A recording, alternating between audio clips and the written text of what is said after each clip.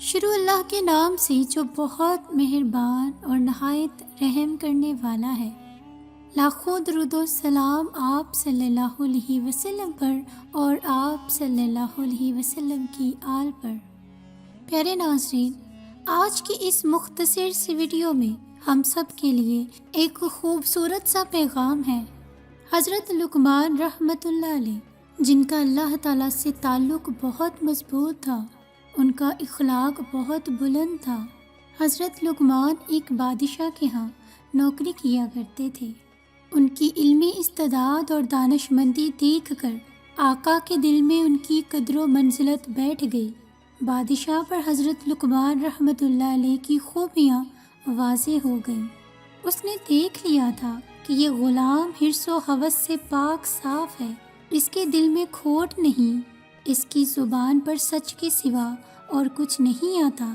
بظاہر تو وہ بادشاہ حضرت لقمان کا آقا تھا، لیکن حقیقت میں وہ ان کا غلام ہو گیا تھا۔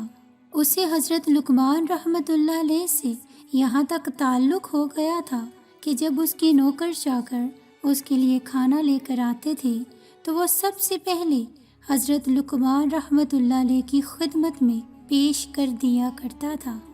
حضرت لقمان جو کھانا کھا لیتے، اس میں سے جو بچ جاتا تو آقا وہ بچا ہوا کھانا بہت خوش ہو کر کھا جاتے تھے۔ اگر کبھی حضرت لقمان کھانا نہ کھاتے تو بادشاہ بھی کھانا نہ کھاتا۔ ایک دفعہ بادشاہ کے کسی دوست نے اپنے باغ سے ایک بڑا ہی خوش رنگ خربوزہ اس کو تحفے میں بھیجا۔ بادشاہ نے ایک غلام سے کہا کہ جاؤ میرے بیٹے لقمان کو بلا کر لاؤ۔ بادشاہ کا حکم پاتے ہی حضرت لقمان رحمۃ اللہ علیہ آئے اور ادب سے بادشاہ کے سامنے بیٹھ گئے۔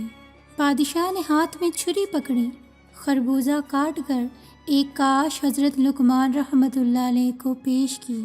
انہوں نے بہت مزے سے وہ کاش کھائی۔ بادشاہ نے دوسری کاش کاٹ کر انہیں دی، وہ بھی حضرت لقمان نے نہایت رغبت سے کھائی۔ پھر اس نے تیسری کاش کاٹی، پھر چوتھی، یہاں تک کہ بادشاہ نے 17 کاشیں حضرت لقمان رحمۃ اللہ علیہ کو کاٹ کر دیں اور انہوں نے ہر کاش بڑی رغبت سے کھائی۔ آخر میں جب ایک کاش باقی رہ گئی، بادشاہ نے کہا جی چاہتا ہے یہ کاش میں خود کھاؤں، لگتا ہے خربوزہ بہت میٹھا ہے، جبھی آپ نے 17 کاشیں اتنے مزے لے کر کھائی ہیں۔ حضرت لقمان رحمۃ اللہ علیہ نے وہ آخری کاش بھی کھانے کی خواہش ظاہر کی، لیکن بادشاہ نے نہ دی اور اپنے منہ میں رکھ لی۔ کاش کے منہ میں رکھنے کی دیر تھی کہ سارا منہ حلق تک کڑوا ہو گیا۔ اس نے جلدی سے وہ کاش تھوک دی اور پانی منگا کر خوب کولیاں کی، لیکن دیر تک اس کی کڑواہٹ نہ مٹی اور منہ کا سارا مزہ خراب ہو گیا۔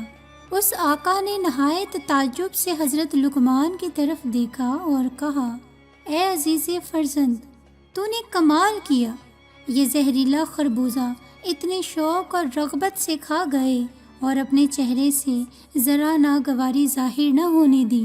اس خربوزے کی خوش رنگی اور خوش نمائی محض فریب ہے، کیا یہ بھی برداشت کی کوئی نئی نرالی قسم ہے؟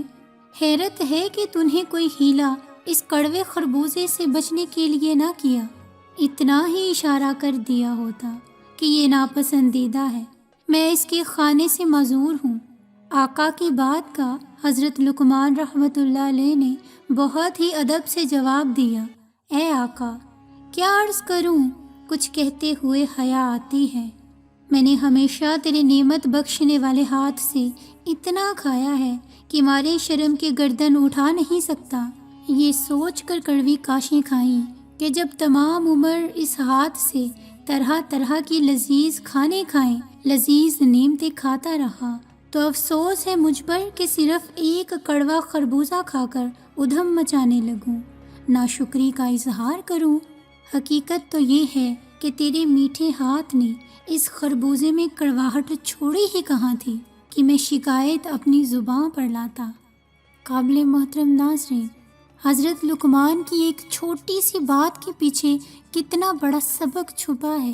یہاں پر انسان کے احسانوں کی اس قدر شکر گزاری ہے تو ذرا سوچئے، وہ رب جو ہمیں بے حساب نعمتیں عطا کرتا ہے وہ کس قدر شکر کیے جانے کا حقدار ہے۔ کیا ہمیں یہ زیب دیتا ہے کہ ہم اتنی بڑی نعمتیں بھول کر ایک چھوٹی سی آزمائش پر واویلا کریں؟ یقیناً نہیں۔ ہمیں بھی ہر حال میں اللہ کا اور احسان کرنے والوں کا شکر گزار بننے کی ضرورت ہے۔ امید کرتی ہوں کہ آج کی ویڈیو کا سبق آپ کو ضرور پسند آیا ہوگا۔ اگر آپ کو ویڈیو اچھی لگی ہو تو ویڈیو کو لائک کر دیجئے اور چینل کو سبسکرائب کر دیجئے۔ اس کے ساتھ ہی مجھے دے اجازت، اگلی ویڈیو تک دعاؤں میں یاد رکھیے گا۔ فی امان اللہ۔